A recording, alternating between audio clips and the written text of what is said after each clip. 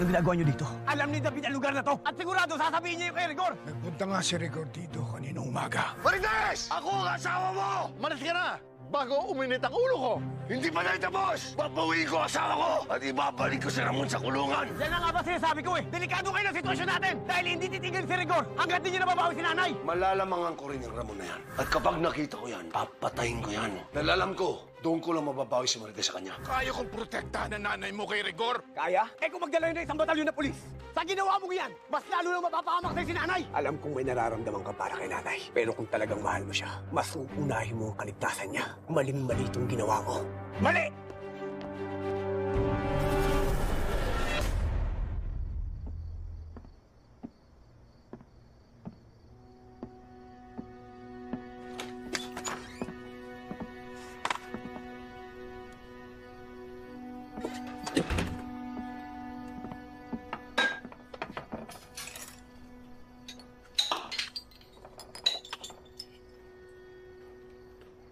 Hey.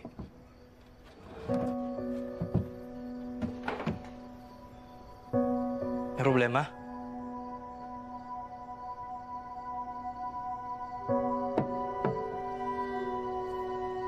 Pumunta kayong Ramon Montenegro. Oo. Pero hindi ko nakita yung nanay mo. Pinapalabas ng tatay ni Ramon. Napatay na yung anak niya. Hindi na ako nagulat. Dahil pagtatakpan nila yung kademonyuhan nila. Tay, tama na. Pwede ba tigilan na natin to? Mas mabuti nang kalimutan mo na si nanay. Siya naman naman yun ang gusto niya eh. Kisa kayo ang mapahamak. Isa pa, malakas ang kalaban natin.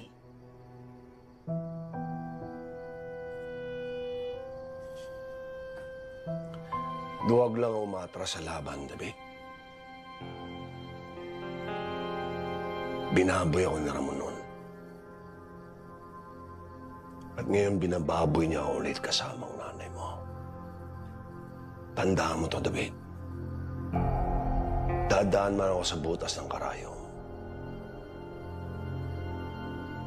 Pero pagbabayarin ko sila.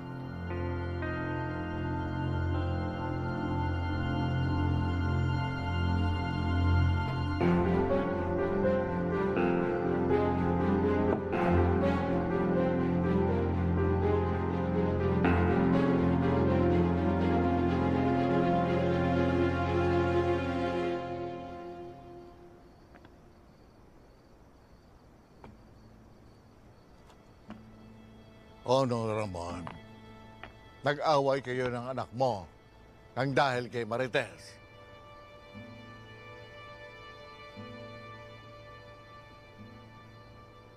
Di ko naman akalain na gano'n ang reaksyon ni Tanggol, Papa.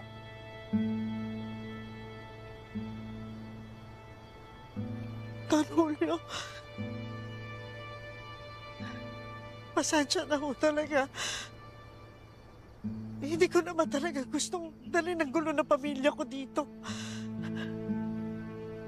Sana naman, Marites, bago ka sumama kay Ramon, naisip mo kung ano ang mangyayari. Di mo naman kailangan sigawan si Marites, Papa. Ramon, sinuportahan kita nang gusto mong buuin ang pamilya mo. Pero nagkamali ako. Ngayon, nakita ko na unang gulo na dala ni Marites. At kung maaaring pang malaking gulo na maaaring mangyari, tama si Tanggol. Hindi nararapat dito si Marites.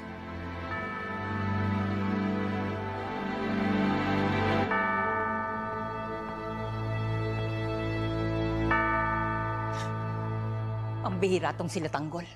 Isang araw nang nawawala. Di man lang tumatawag sa akin. Alam na alam naman niyang mag-aalala ko. Boss, huwag kang mag-alala. Darating din yun. Kung buhay pa.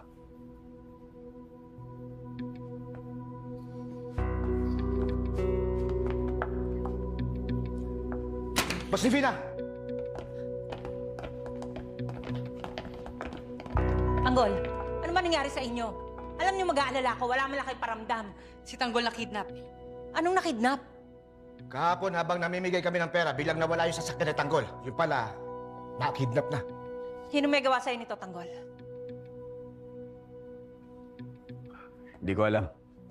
Hindi ko sila kilala. Buti nakadating ka pa ng buhay. Sino ba to? Si Emilian, tirador namin ni Raul at ni Peng. Wala kasi yung dalawa, kaya nagpasama muna ako sa kanya. Emil, mabuti pa siguro kumuha ka ng maiinom. Tanggol, mas mabuti sigurong magpahinga na kayo.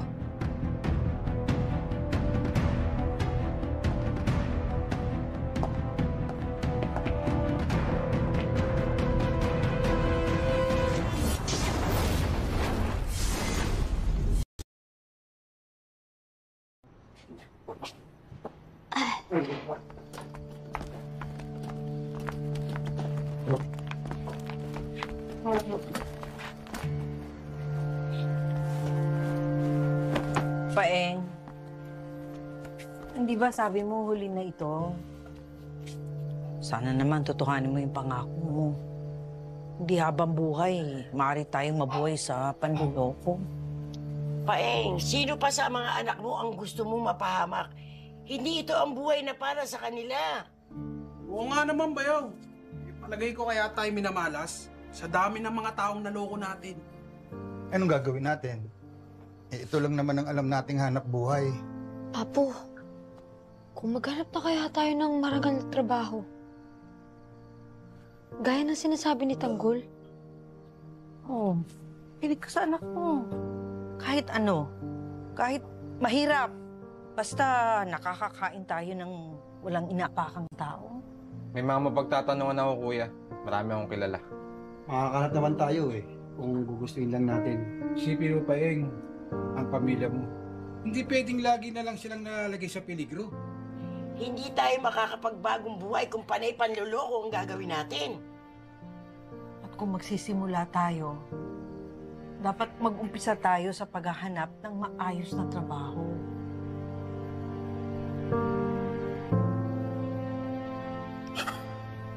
Sige. Gahanap ako ng trabaho bukas. Salamat, Paeng, ha?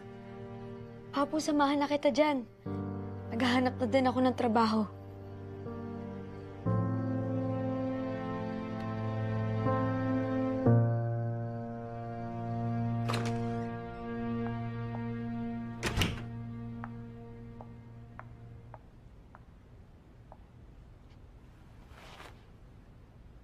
Anong nangyari, Tanggol?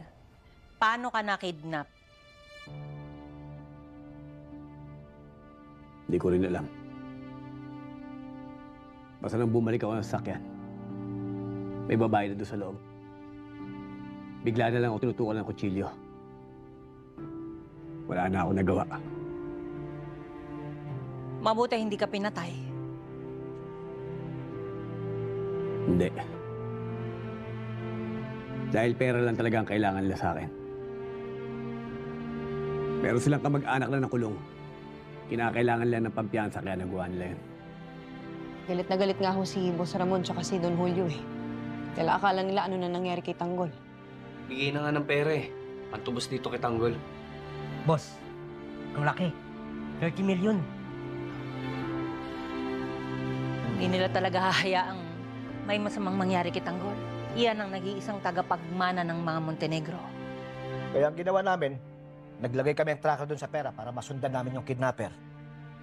Pero naisahan pa rin kami. Kaya akala namin may masamang nangyari kay Tanggol. Tapos bigla na lang kami nagulat, dumating si Tanggol sa mansion. Teng. Ako ang tumulong doon sa mga kumidnap. Kaya sila nakatakas.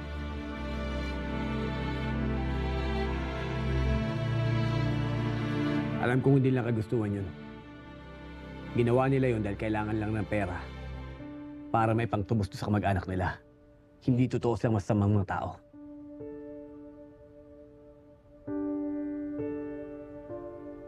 Bilib ako talaga sa'yo, Tanggol. Ibang klase ang puso mo.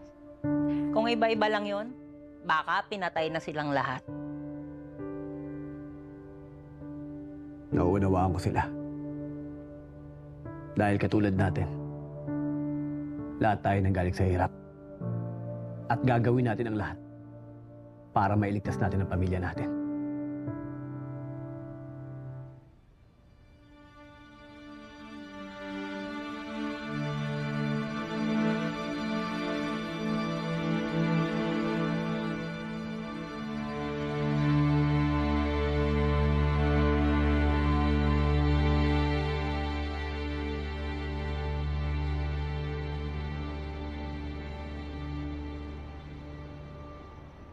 Di mo alam kung anong pinagdadaanan namin araw-araw.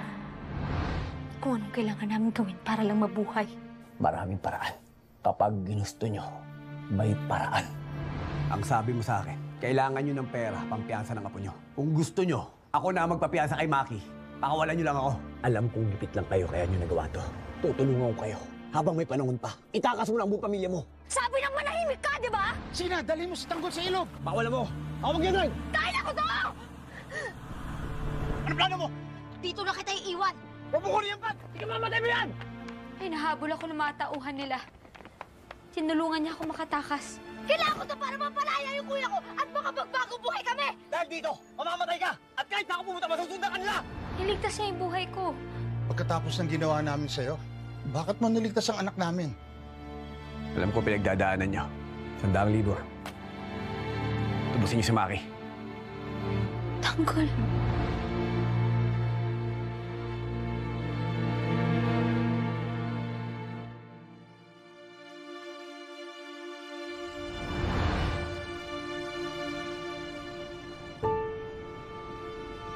Hindi pala siya tulad ng ibang mayayaman. Kahit ginawa namin siya ng mali, nagpakita siya ng kabutihan. Akala ko katapusan ko na pero niligtas niya ako.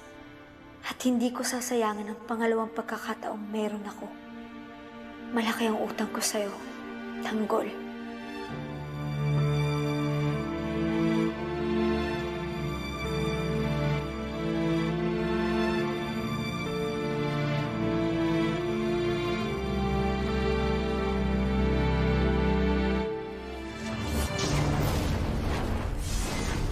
Masiselang tema, lengguwahe, karahasan, sexual, horror o droga na hindi angkop sa mga bata. Oh, Fatima, anong ginagawa mo dito sa labas? Hindi pa ako inaantok eh. Nag-iisip pa ako paano makakatulong sa pagbabagong buhay natin. Kayo ba? Nakapag-isip-isip na kayo? Hindi, mag-iinom kami. Ang init kasi sa loob. Ano? Kuya Maki naman, akala ko ba sabi mo aayusin mo na buhay mo? Ikaw naman, masyado kang atat. Oo, bukas, umpisahan ko na.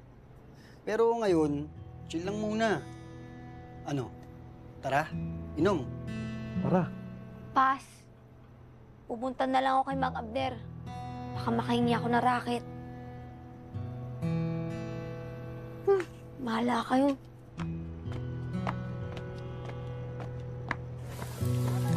Mang Abner. Oh, Fatima, bakit? Baka naman pwede akong mamasukan sa inyo. Kahit tagahakot lang ng mga tao. O mga suki, 20-20, 15-15, bili na po. Mang Abner, kaya ko yun. Sige na. Recorded yung ganyan sa amin ngayon, Fatima. Pasensya na, sa liit ng kinikita namin ngayon, imposibleng kumuha pa kami ng dagdag na tao. Ganun po ba? Pasensya na. Sige ho, salamat na lang. Pasensya na talaga, ha?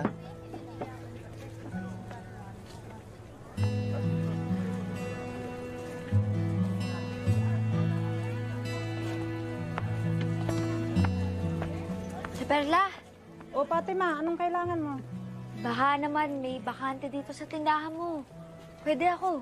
Pasensya na, ang anak ko na nagbabantay ng tindahan namin. Sige, salamat na ate.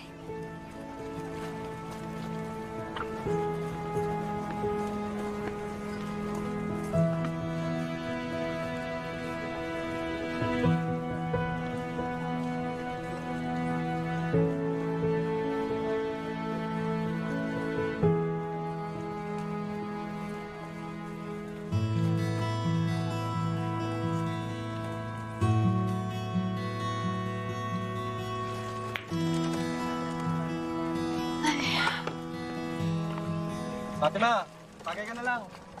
Pas, nagtanong-tanong na ako ng pwedeng trabaho, pero wala. Nga. Ayun naman pala eh. Di may rason ka na para uminom. Ama, inumin na natin yan, Fatima. Ay, naku, Jessa. Mukhang mahagard na naman tayo. Nakakaloka. Ang daming in-order ni Madam. Kaya nga, tapos tayo na ang dalawang inaasahan. Hindi ko na tuloy alam ngayon kung paano ko hahatin ang aking katawan. Kung lengthwise o crosswise. Jessa! O bakit? Jessa. Parang kailangan nyo ng tao sa shop nyo, ah. Pwede ako. Wow! Ang lakas naman ng pandinig ng isang ito. Pero sorry ha, wala kaming opening sa pambubudol.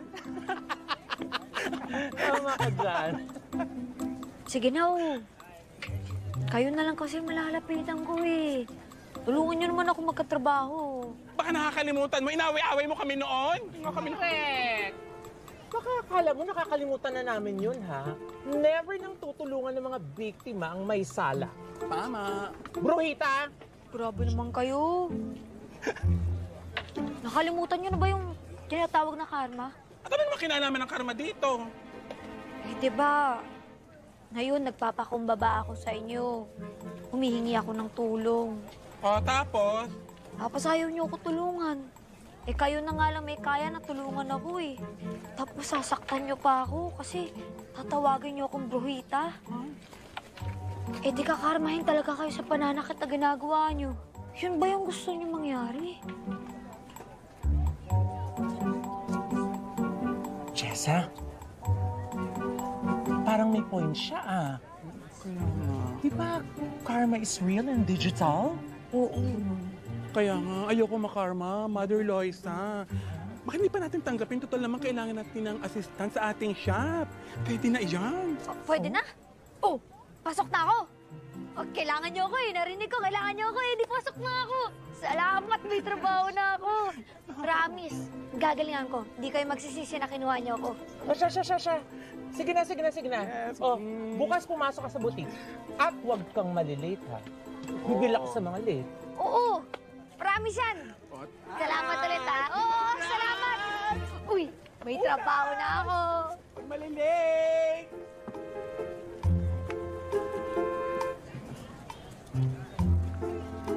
Parang napunta na naman tayo, Mama Loisa.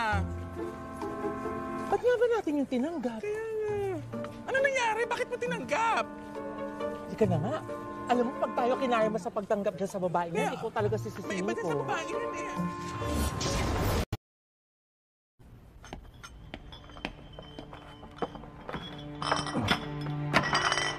Kaya lang, boss. Merong hindi magandang nangyari sa mansyon.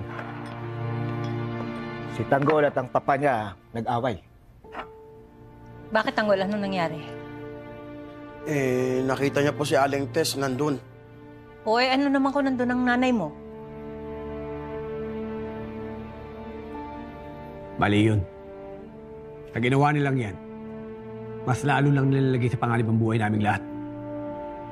Hindi sila titigilan ni Rigor ngayon.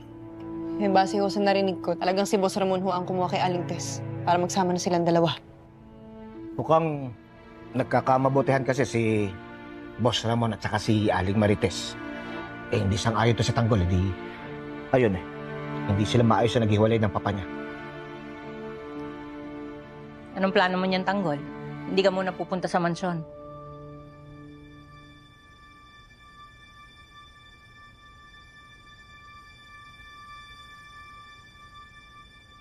Hindi ko pa alam. Basta ang alam ko, hindi ko sila kaya makita magkasama.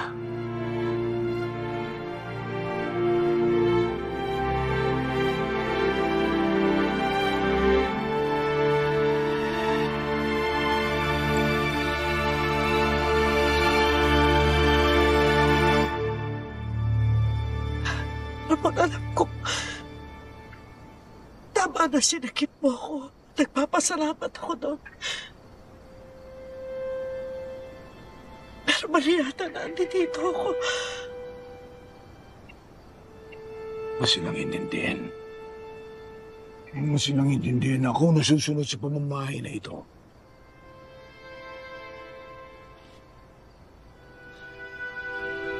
Ramon, ayaw mo na ako kumalis. Ayoko na pati yung relasyon yung mag-ama masira nang dahil sa akin.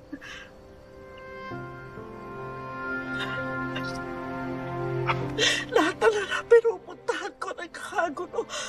Lahat nasisira.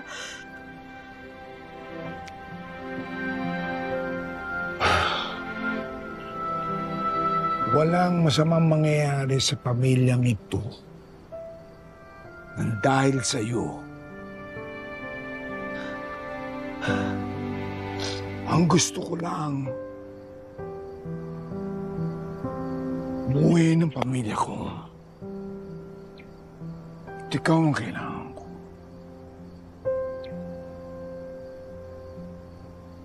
Nangangailangan si Tanggol ng isang ina. Yun ang isipin mo. Ng isang pamilya.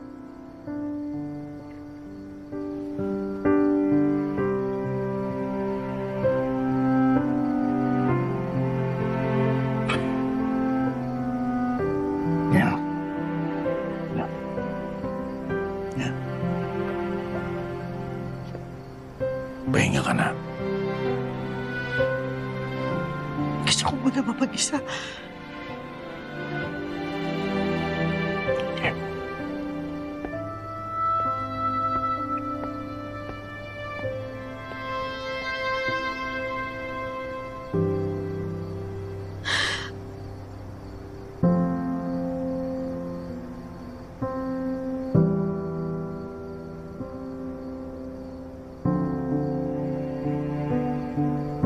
Tama ba na nananatili ako dito? Nang dahil sa akin nag-aaway-aaway sila lahat. Nasangkot pa sila sa problema ko kay Nicole. Tama si Don Julio. Gulo lang ang dala ko dito. Pero tama si Ramon. Kailangan ako ni Tanggol. Lalo na't nandito siya sa ganitong mundo. Kailangan may umalalay sa kanya para magabayan at hindi tuluyan mapariwara. Ang dapat kong gawin.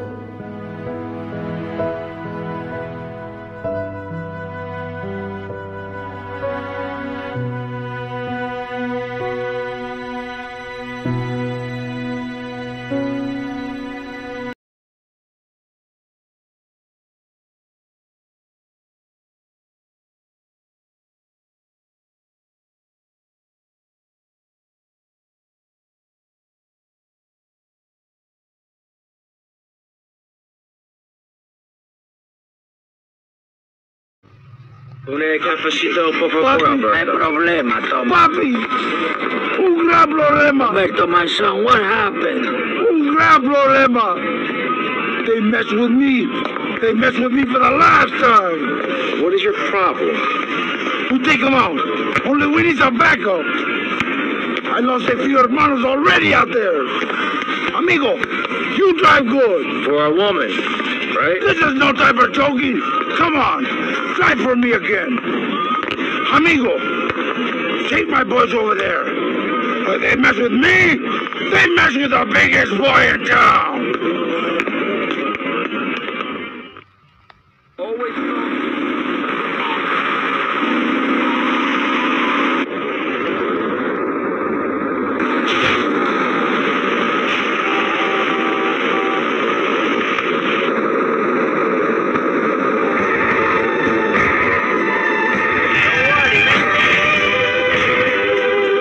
We're gonna fight like men!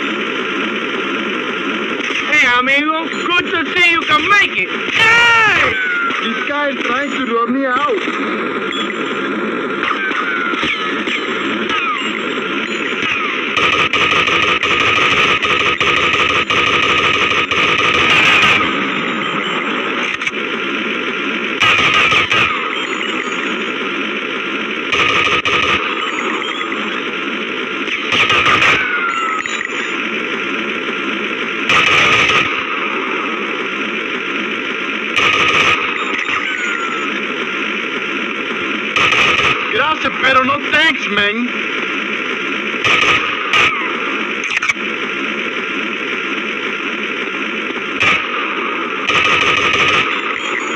Now, my brother, charge!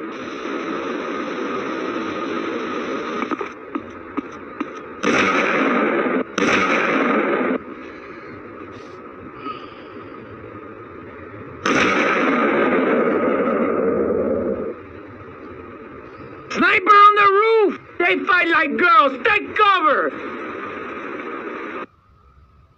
We need reinforcements from the cafe!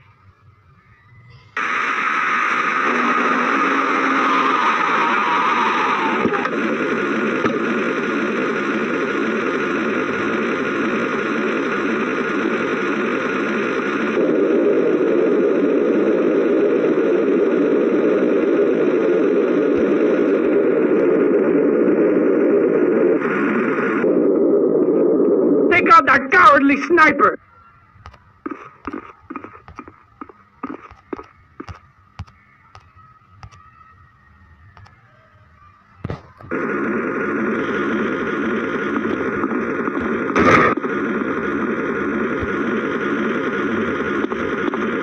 Oye, Meng.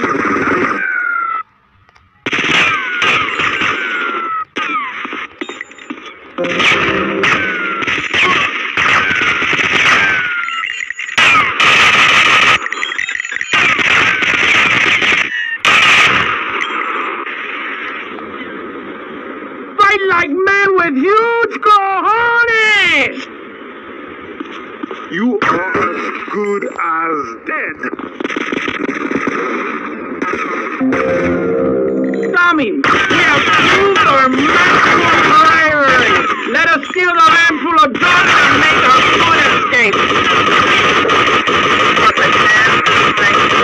You like this shit?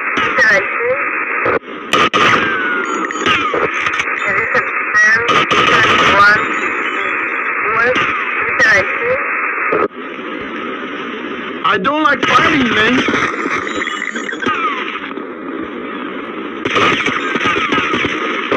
Let's go to it. 10.